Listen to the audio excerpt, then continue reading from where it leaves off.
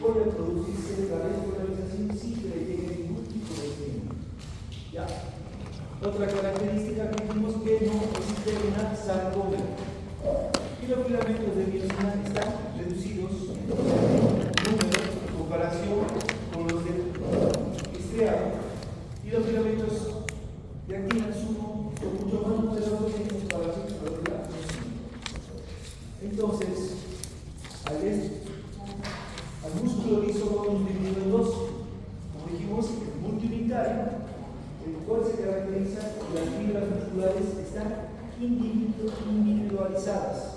¿Qué quiere decir? Como vemos aquí en este dibujo, están individualizadas unas de otras. ¿Ya? ¿Y dónde las encontramos? Como dijimos, en el músculo ciliar del ojo, el cual regula la entrada de la luz hacia la retina. Igualmente, en el músculo fiebre-rector de la piel, el cual hace que se erizan los pelos, por ejemplo, cuando se frío, y funciona a partir del simpático. Y formando también la membrana limitante de los animales inferiores. El otro es el músculo unitario, el cual se caracteriza por formar haces, láminas. Entonces, forma láminas, haces musculares y sus membranas celulares están en contacto unas con otras. A estos se llaman uniones de intersticio. ¿Ya? Entonces, aquí, cuando se produce la despolarización o llega un estímulo, este estímulo viaja por todas las fibras musculares lisas. Exacto. ¿Ya? Entonces, como vemos aquí, podemos ver la diferencia entre el multiunitario, las cuales están individualizadas, y el unitario, el cual se encuentran formando haces o láminas. ¿Ya? Este, sobre todo, lo encontramos en el tracto gastrointestinal, en algunos vasos sanguíneos, en las vías urinarias. Ahora, cuando hablamos de las bases químicas de la contracción del músculo liso, como sabemos, este músculo liso igual tiene filamentos de actina y miosina. A diferencia del músculo estriado, sabemos que no está formando una sarcómera. Y las cabezas de la miosina están reducidas, o sea, en número. Y la característica aquí es que las cabezas están formadas por las cadenas ligeras, las cuales contienen a la antepasa. Y al ver una menor cantidad de cabezas, entonces hay menor cantidad de antepasa, por lo tanto se va a desdoblar menos ATP en ADP, generando menos energía. Ahora, si hablo de la base física de la contracción del músculo liso, se caracteriza por presentar las caviolas, que son como cavernas por donde va a ingresar el calcio. Igualmente, toda la membrana celular presenta canales proteicos para que ingrese el calcio al interior de la fibra muscular lisa. Y una característica muy importante son los cuerpos densos. Como ven aquí, estos son los cuerpos densos. ¿Ya? Estos cuerpos densos son proteínas condensadas, ¿ya?, donde se insertan los filamentos de actina. Entonces, si yo comparo estos cuerpos densos en la sarcómera, aquí estaría dando lugar. Aquí estaría reemplazando estos cuerpos densos, donde se inserta la actina. Sitios fijos. A las líneas Z. Entonces, como vemos aquí, estos cuerpos densos reemplazan a la línea Z de la sarcómera. Como aquí no existe sarcómera, entonces los filamentos de actina están yendo de un cuerpo denso a otro. Y aquí tenemos los filamentos de miosina.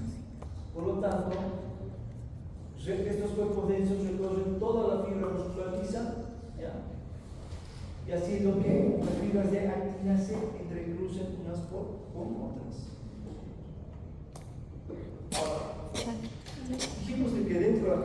característica de la contracción de la fibra muscular lisa, cuando se produce la despolarización, no se contrae inmediatamente. ¿Por qué? Porque tiene un periodo de latencia.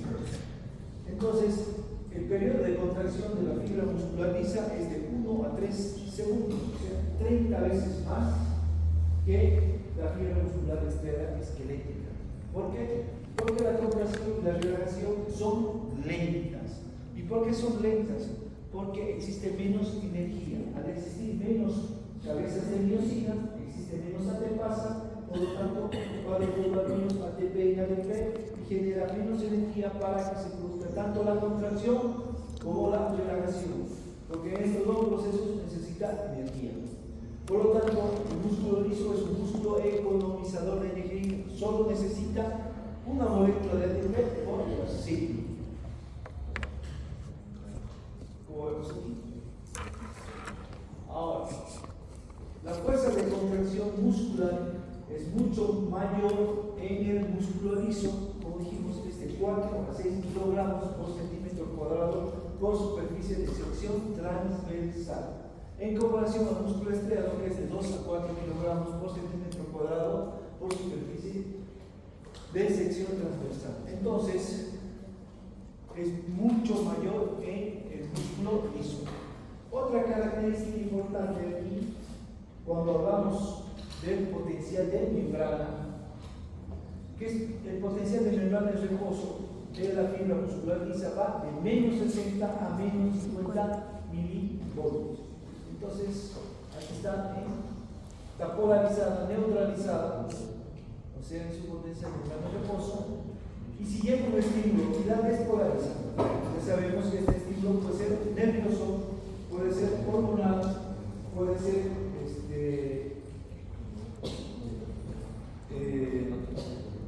algunos estímulo tisular. Entonces produce la despolarización y la célula se va a comenzar a ser más positiva. Entonces llega a su potencial umbral, que es menos 35, y se produce el potencial de acción y llega a un potencial máximo de 0. Luego se produce la repolarización y puede llegar a hiperpolarizarse. ¿Qué quiere decir esto? Que se hace mucho más negativa, llegando a menos 70 milivoltios. Entonces, lo que tengo aquí es un potencial de espiga. Entonces, para que se produzca un potencial de espiga, tiene que llegar a su potencial de umbral. ¿Cuál sería el potencial de umbral? Menos 35. Menos 35 milivoltios. Si no pasa esos menos 35 milivoltios, no se va a producir el potencial de espiga. Por lo tanto, no va a llegar a su potencial cero, si es de cero, y no se va a producir la contracción de la fibra muscular lisa. Entonces, este potencial de espiga se va a dar en la fibra muscular lisas de los vasos sanguíneos, de la parte vasointestinal. Igualmente tenemos el potencial de onda lenta, que es como vemos aquí, este potencial de onda lenta, que igual tiene un potencial de membrana de menos 60 milivoltios, ¿ya? Entonces, este en sí no está generando un potencial de espiga. Para que se produzca el potencial de espiga, tiene que llegar a menos 35 milivoltios. Vean aquí ha llegado a menos 35 y se ha producido un potencial de espiga. Por lo tanto, cuando se produce el potencial de espiga, se está produciendo una contracción. ¿Ya? Entonces, este potencial de onda lenta surge del mismo músculo liso, ¿ya? Y es muy importante porque puede generar su potencial de acción. Pero ¿cuándo lo va a generar? Cuando llega a su potencial de umbral de menos 35 milivoltios. Y se desconoce cómo se genera este potencial de onda lenta. Se cree que es por la entrada y salida de los iones de sodio, pero todavía no se ha llegado a un consenso de por qué se produce este potencial de onda lenta. Este potencial de onda lenta es propia de los urinaria. También lo conocemos como onda de marcapaso. No sé si recuerdan cuando estábamos viendo potencial de membrana, hablamos ya de este potencial de onda lenta, que se caracteriza sobre todo por tener ritmicidad. Ahora, igualmente tenemos el potencial de meseta. Entonces, por ejemplo, aquí tengo un potencial de reposo de menos 50, ha llegado un estímulo, ha producido la despolarización, pero no se produce la repolarización inmediatamente. Entonces, tiene un potencial de meseta que dura unos milisegundos y recién se produce la repolarización.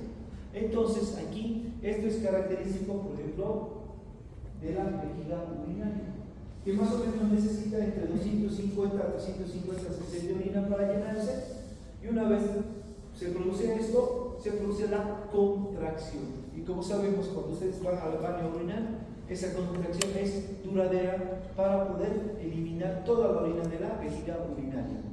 Entonces, gracias a esto, esta meseta, se produce la contracción, que es más sostenida, duradera. Igualmente, en el trabajo de parto, cuando la oxitocina produce la contracción de la fibra muscular lisa del útero, estas contracciones igual producen una meseta, por lo tanto es más duradera esta contracción. Ahora, como vimos, hay una importancia muy importante del calcio en la contracción del músculo liso. ¿Ya? Entonces, como dijimos, el calcio ingresa por las caviolas y por los canales proteicos que están en toda la membrana celular. Entonces, para que se produzca la contracción muscular, depende sí o sí del calcio extracelular. ¿Por qué? Porque la sarcómera, el retículo sarcoplástico es rudimentario, no tiene sistemas.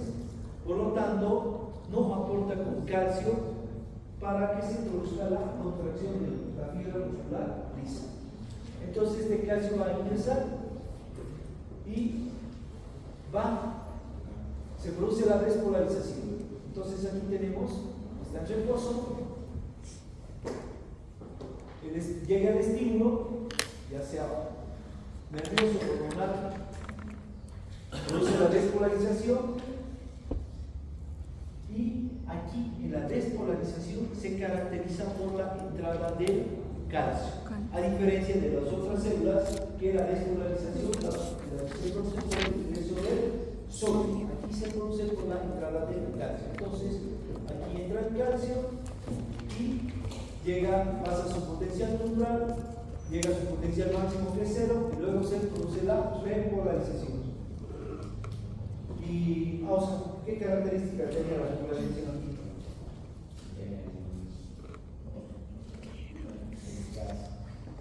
¿No? La repolarización. Salía el calcio. ¿Rivas? Se usa la bomba de calcio para que el calcio salga y se produzca la repolarización. Aquí la repolarización, como dice Mateo, se caracteriza por la salida del calcio, ya no la salida del potasio como en otras células. Entonces aquí se produce la salida del calcio. En la despolarización ingresa el calcio y en la repolarización sale el calcio. Entonces, esta es la importancia del calcio en la contracción de la fibra muscular lisa. Entonces, si hablo del mecanismo de contracción en sí, como tenemos aquí, tengo las caviolas, por donde ingresa el calcio, igual los canales proteicos. Entonces, este calcio extracelular, ¿cómo va a ingresar del extracelular al intracelular? Ya, pero ¿qué tipo de mecanismo utiliza?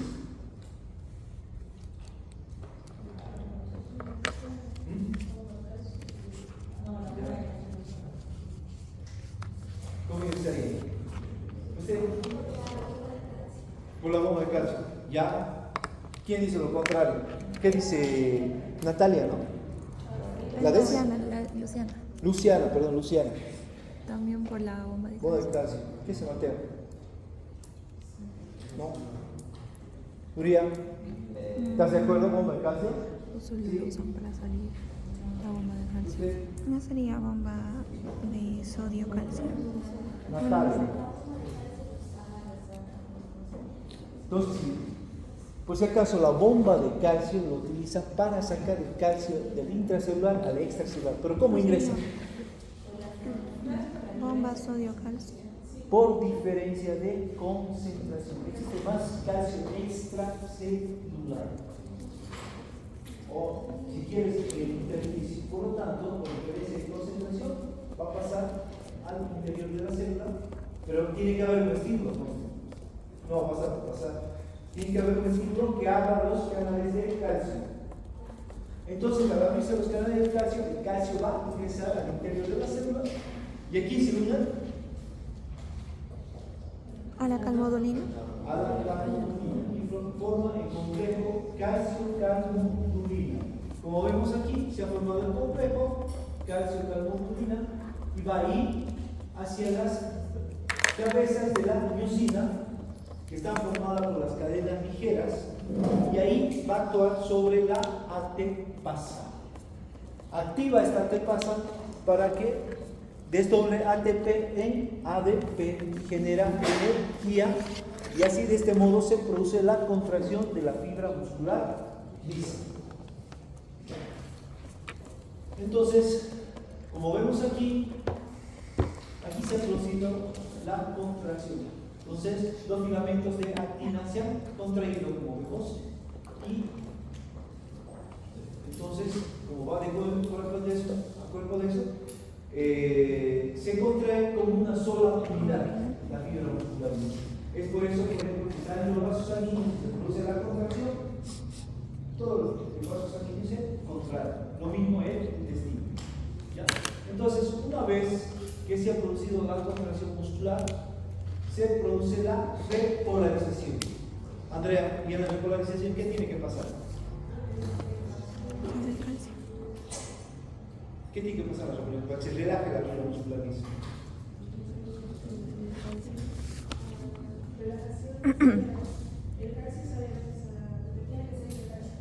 Entonces, para la relajación o repolarización que tenemos aquí, como vemos, ya se tiene que relajar el músculo y este calcio tiene que salir nuevamente al extracelular. ¿Y cómo lo va a hacer? Por la bomba de calcio. Entonces, ¿y la bomba de calcio necesita ATP? No. Sí necesita ATP. ¿Quién es lo de la ATP? ¿Ah? La ATPasa. La ATPasa desdobla el ATP en ADP y genera energía para que el calcio pueda salir al extracelular. Y como vemos aquí en esta imagen, aquí al lado, hay libros que indican, el Gaito no dice esto, solo menciona la bomba de calcio, pero existen libros donde dice que aparte de la bomba de calcio, utiliza el contratransporte. Alexander, ¿qué es el contratransporte? Contratransporte.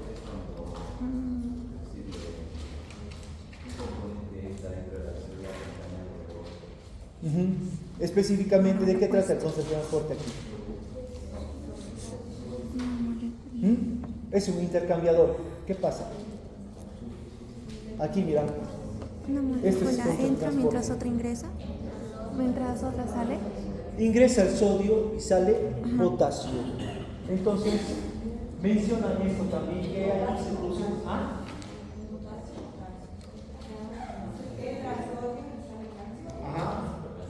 potasio sería bomba.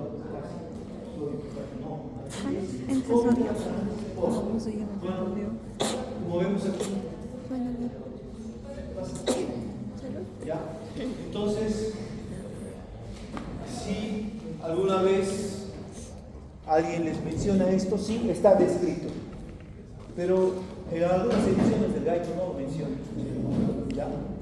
Entonces, ya sabemos cómo se ha producido tanto la contracción como la relajación de la fibra muscular lisa. Ahora, esto es muy importante. ¿Ya?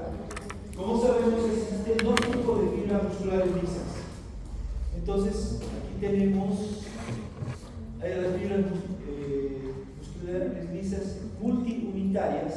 Como sabemos, Esta se encuentra a nivel del músculo ciliar del ojo, en las fibras Músculo del de iris. los músculos piloerectores. También mencionan que se encuentra en las fibras musculares de la aorta.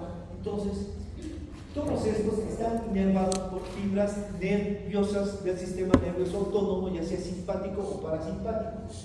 Pero la característica aquí es que hay unas varicosidades, y estas varicosidades no se asientan sobre la fibra muscular lisa, sino están a nivel del intersticio. ¿Ya? Entonces, a esto se llaman uniones de contacto. En cambio, en la fibra muscular multiunitaria, como sabemos, esta se encuentra a nivel de las vísceras, a nivel de algunos vasos sanguíneos, y están conectadas unas con otras. Este ramillete de fibras nerviosas, que también tiene varicosidades, sí llegan y se asientan sobre la fibra muscular lisa, ¿ya? Y ese tipo de uniones se llaman uniones por difusión. O sea, estos van a vertir sus neurotransmisores, ¿ya? Puede ser acetilcolina o adrenalina, ya sea para producir la contracción o la dilatación de la fibra muscular lisa. Pero es muy diferente, ya sea en la fibra muscular lisa multiunitaria o en la fibra muscular unitaria. Ahora, ¿cómo se contrae? Como dijimos, existen 4 factores o 4 estímulos que van a contraer a la fibra muscular lisa. Por ejemplo, si hablamos de estímulos nerviosos, vamos a hablar del sistema nervioso autónomo. Ahora,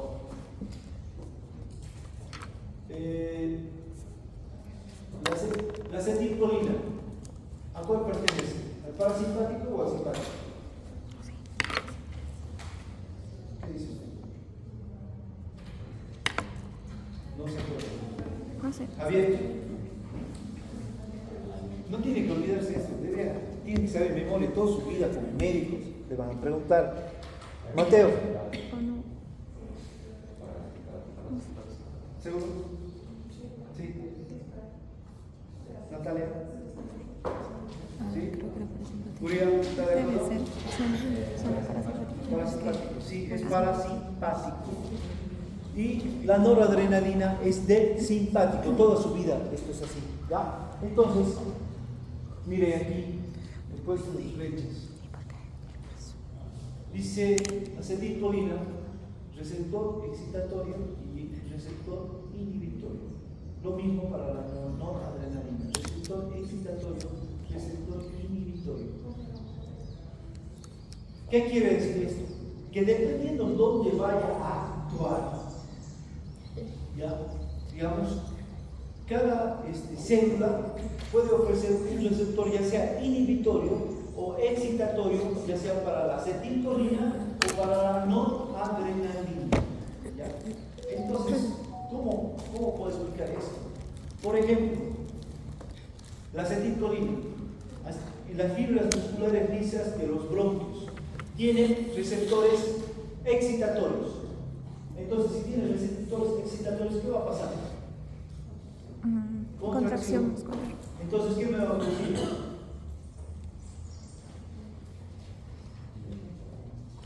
Por ejemplo, hay un proceso alérgico y se produce acetilcolina y produce broncoespasmo. ¿Por qué? Porque hay contracción muscular. Si actúa el parasimpático sobre el simpático, a nivel de la fibra muscular lisa del bronquio, me va a producir contracción, por lo tanto se produce broncoespasmo. En cambio, si la noradrenalina actúa sobre la fibra muscular lisa del bronquio, tiene un receptor inhibitorio. ¿Qué quiere decir esto? Relajación. ¿Qué va a producir? Relajación. O sea, va a producir broncodilatación. ¿Ya? Entonces, es por eso que cuando una persona está con broncoespasmo, está obstruida, no puede respirar. ¿Qué le hago yo? Adrenalina. ¿Por qué? Porque sé que tiene receptores inhibitorios, por lo tanto me va a producir relajación muscular de la fibra muscular lisa. Otro ejemplo, en el corazón, igual sabemos que el corazón tiene fibra muscular, pero otro ejemplo, no me puedes imaginar. Pero la ADN es producida, no es producida por acetilcolina, es producida por la histamina. ¿No? Pero la histamina sí te va a producir broncoconstricción. Y sí, el tratamiento es adrenalina. Sí, claro. Aparte, esa histamina te está produciendo edema de glotis, edema de la mucosa, de los bronquios. El tratamiento es adrenalina. Ahora, piense aquí en esta imagen. Por ejemplo, aquí tengo el parasimpático y aquí tengo el simpático. O sea, aquí funciona la acetilcolina y aquí la noradrenalina. Las pupilas están formadas por fibras musculares lisas.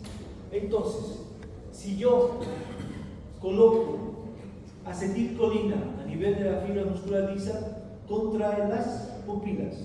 ¿Qué quiere decir esto? Tiene receptores excitatorios o inhibitorios.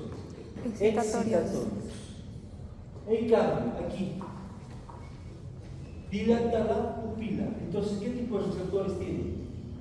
Inhibitorios. O sea, depende de qué órgano estemos hablando. Por ejemplo, las vías aéreas que están formadas por músculo liso, igualmente, si actúa la acetilcolina, va a contraer, se produce un broncoespasmo, o sea, tiene excitatorios. En cambio, aquí relaja las vías aéreas, o sea, tiene receptores inhibitorios. A ver, otro. Por ejemplo, aquí en la vejiga contrae, igualmente es excitatorio. A ver, otro. Por ejemplo, en el corazón es muy diferente. Por ejemplo, si actúa sobre el nódulo sinusal, hace que no se produzca la despolarización, por lo tanto baja la frecuencia cardíaca. En cambio, la noradrenalina en el corazón hace que se produzca la despolarización, por lo tanto te va a aumentar la frecuencia cardíaca. Es así, de esta manera, que funciona el sistema nervioso autónomo. ¿Ya?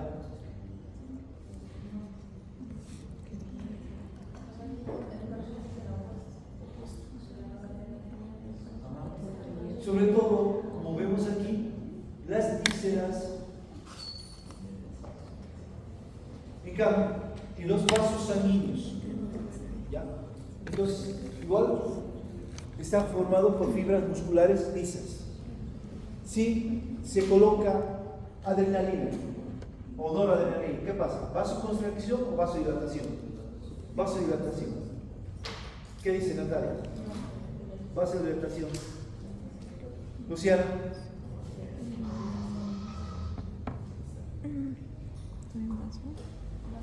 Vasodilatación.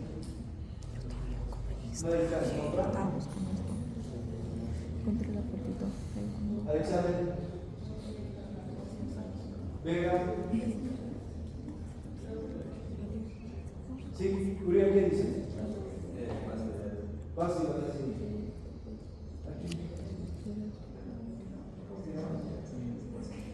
Pero, Sofía. Nicole. Dice vasodilatación. Ahora, si yo les digo, yo utilizo noradrenalina para subir la presión arterial, ¿qué está pasando aquí? Vasoconstricción. Las fibras musculares lisas de los vasos sanguíneos, sobre todo a nivel de las arteriolas, que son los que regulan el aumento de la presión, tienen receptores excitatorios para la noradrenalina. En cambio, si actúa la acetilcolina sobre la fibra muscular lisa de los vasos sanguíneos, me va a producir vasodilatación. Aquí es todo lo contrario. ¿Ya? Entonces, dependiendo en qué tejido, en qué célula actúe, pueden ofrecer receptores inhibitorios o receptores excitatorios. Sí, prácticamente. Pero no te olvides que el corazón tiene fibras musculares estriadas cardíacas. No son lisas. Pero la noradrenalina y la acetilcolina actúan sobre el nódulo sinusal, que es el sistema eléctrico autónomo del corazón. Entonces, los estímulos nerviosos del sistema nervioso autónomo pueden producir ya sea contracción o relajación, cualquiera de ellos, depende de qué tipo de receptores vayan. Ahora, factores tisulares. Dentro de los factores tisulares, por ejemplo, como sabemos, el músculo liso unitario se encuentra, lo podemos encontrar a nivel de la aorta. El músculo liso unitario, como dijimos, en arteriolas, metaarteriolas, antes que ésta se transforme en capilares. Entonces, aquí van a actuar los factores tisulares. ¿Qué tenemos como factores tisulares? Por ejemplo, tenemos el oxígeno. Si el oxígeno llega a disminuir a nivel de estos tejidos, van a producir relajación, o sea, vasodilatación. ¿Para qué? Para que llegue más oxígeno a estos tejidos. Por ejemplo, si hay un aumento del CO2, ¿ya? El CO2 está aumentado en la sangre. ¿Qué va a pasar a nivel del músculo unitario? Va a producir una relajación, o sea, una vasodilatación. ¿Para qué? Para que se pueda eliminar más rápidamente el CO2, la sangre circule más rápidamente.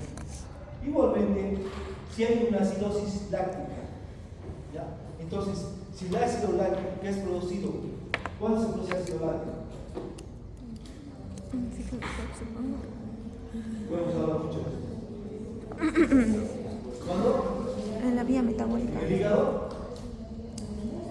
Ya, Está preguntando. ¿cuándo se produce ácido láctico? En la vía metabólica de glucosa. ¿Cuándo se produce acidosis láctica? En la vía. ¿Cuándo? La fatiga muscular. ¿Qué vía tiene que Vía utilizar? glucosa metabólica. ¿Cuál? Del glucógeno, si no es por eso.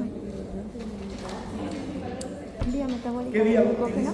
¿Cuál? ¿No es la vía metabólica del glucógeno? En Ya. la cual ¿Y cómo se llama esa vía? ¿Qué tipo de vía es? Glucogenasa.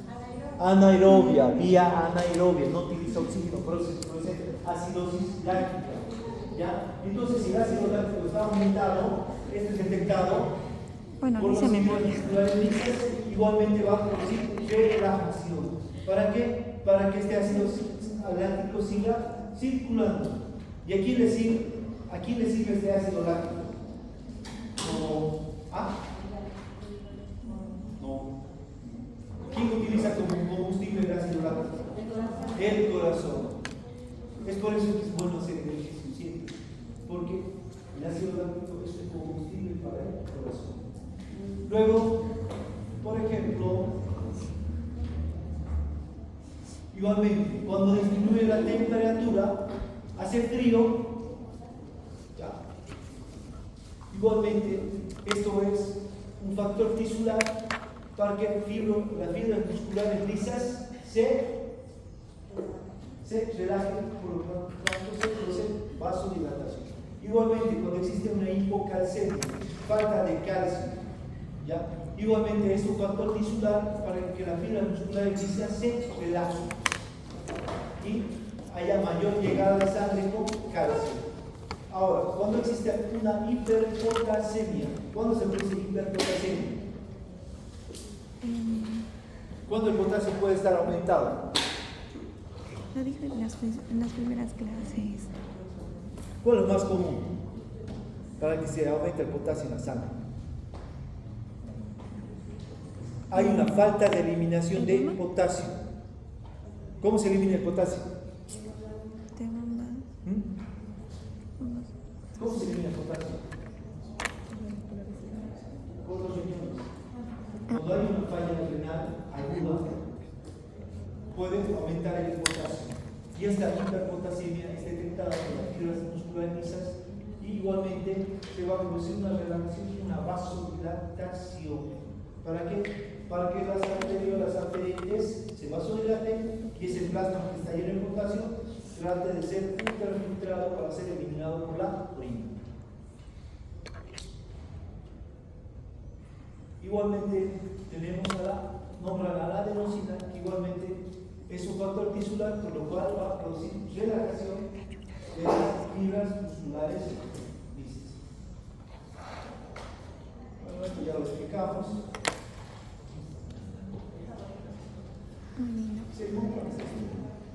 Ahora, ¿qué otro tipo de estímulos más tenemos? Tenemos los estímulos hormonales.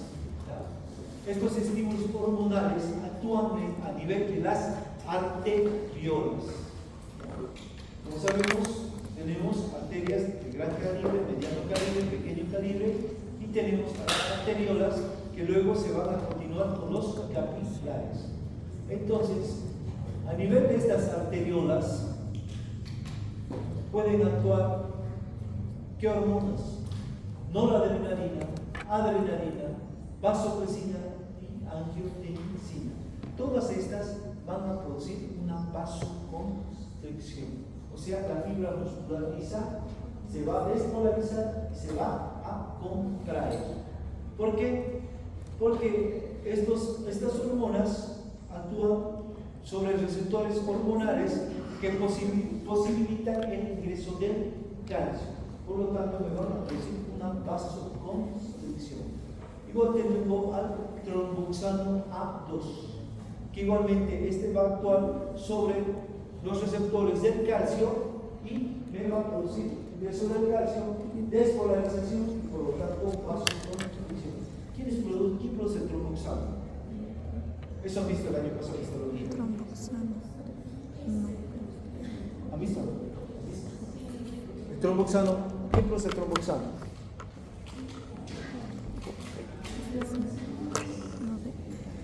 ¿Quién recuerda? ¿Hay googlear? ¿Estás googleando? No, está sacando foto. Dale, bebé, dale. Yo digo que los trombocitos. Es un compuesto que se encuentra en el cuerpo y es responsable de la agregación plaquetaria y la vasoconstricción. Las plaquetas. Las plaquetas. ¿Qué dice? Las primeras en la tromboxina.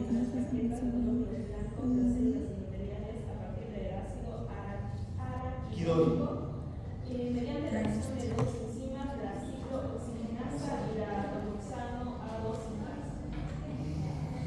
Entonces, este tromboxano A2 se produce cuando hay destrucción de las paredes de los vasos sanguíneos. ¿Ya? Entonces, el tromboxano A2 es producido por el endotelio, por las células endoteliales que recubren los vasos sanguíneos. Igualmente es producido por las plaquetas. Entonces, ¿qué me va a producir esto? Vasoconstricción. En cambio, la acetilcolina, la histamina y la serotonina me producen vasodilatación. ¿Por qué? Porque estos receptores hormonales me posibilitan la salida de potasio.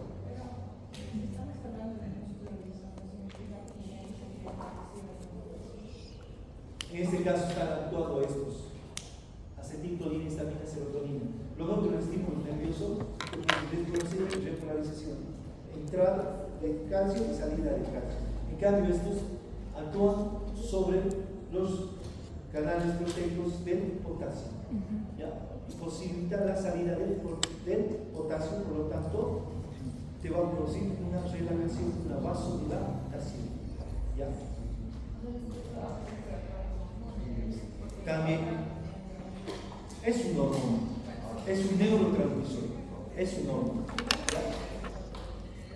Entonces, ¿por qué van a posibilitar, aparte, que te van a provocar una hiperpolarización? O sea que cae por debajo del potencial de membrana de reposo, que es de menos 70, al producir la salida del potasio. Igualmente tenemos al óxido nitroso y las prostaciclinas. Este óxido nitroso, igual que actúa sobre las fibras musculares lisas y produce vasodilatación. El óxido nitroso es un anestésico. ¿Ya? Aquí en Bolivia no utilizamos por problemas de la altura. Generalmente se utiliza a nivel del mar. Entonces, cuando usted anestesia con óxido nitroso a las personas, baja la presión arterial. ¿Por qué? Porque produce vasodilatación. Lo mismo las prostaciclinas. Segundos mensajeros. Entonces, igualmente,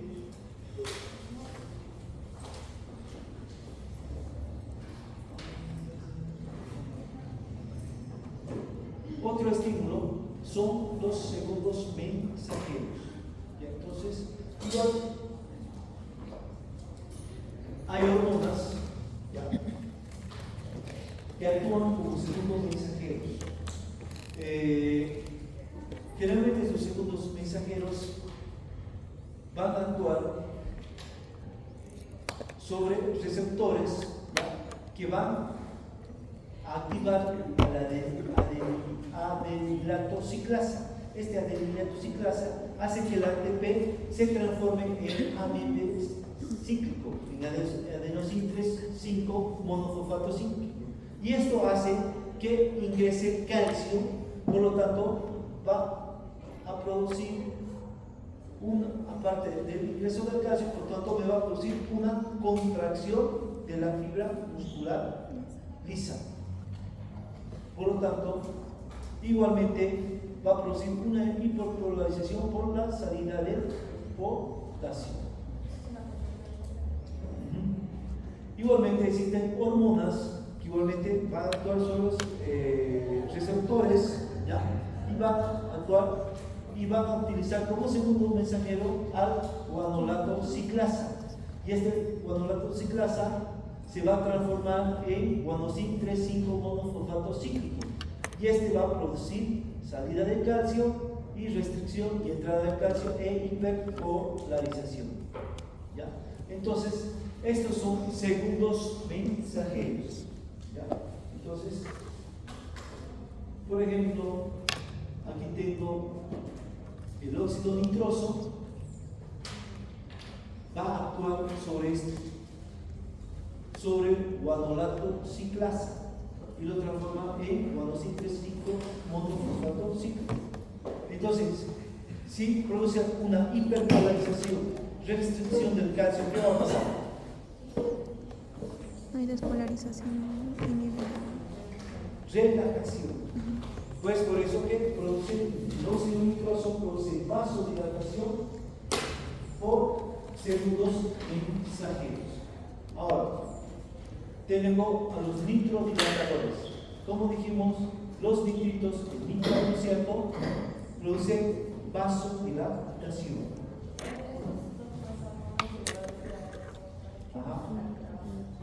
Claro. El nitrocruciato es un vasodilatador que se utiliza vía endovenosa.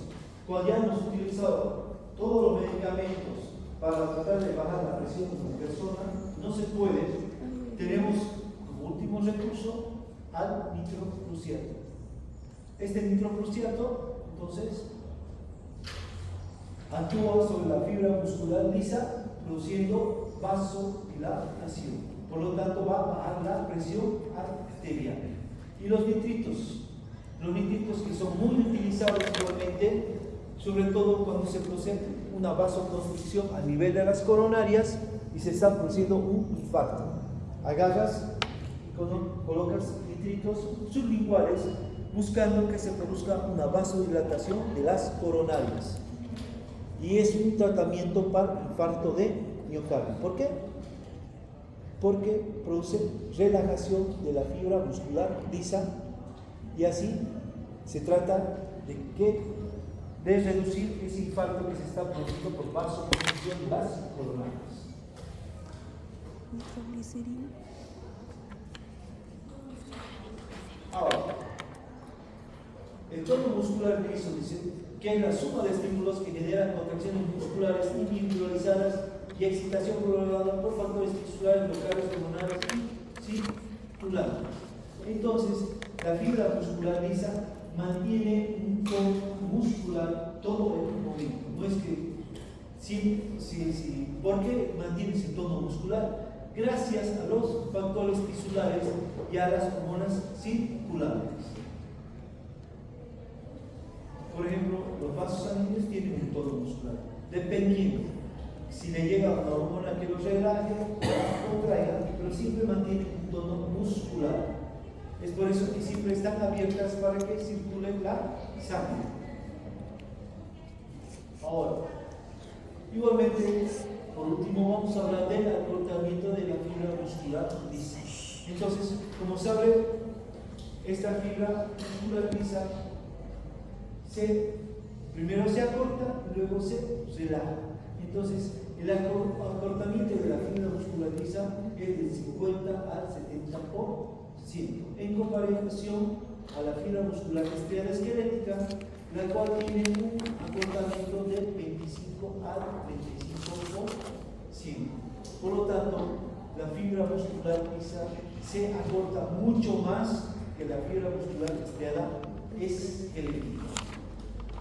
Ejemplos a nivel de los intestinos, a nivel de la vejiga urinaria, entonces tienen un acortamiento mayor.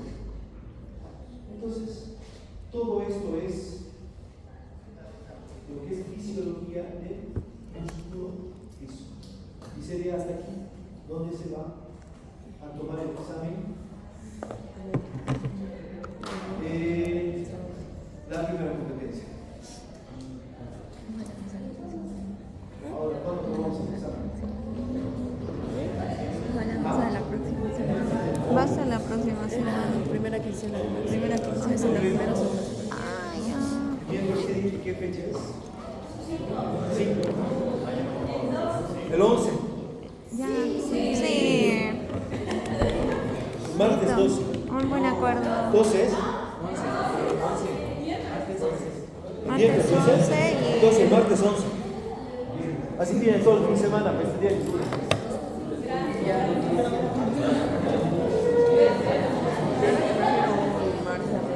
Entonces, para el martes 11 sería el examen de la primera competencia de teórico.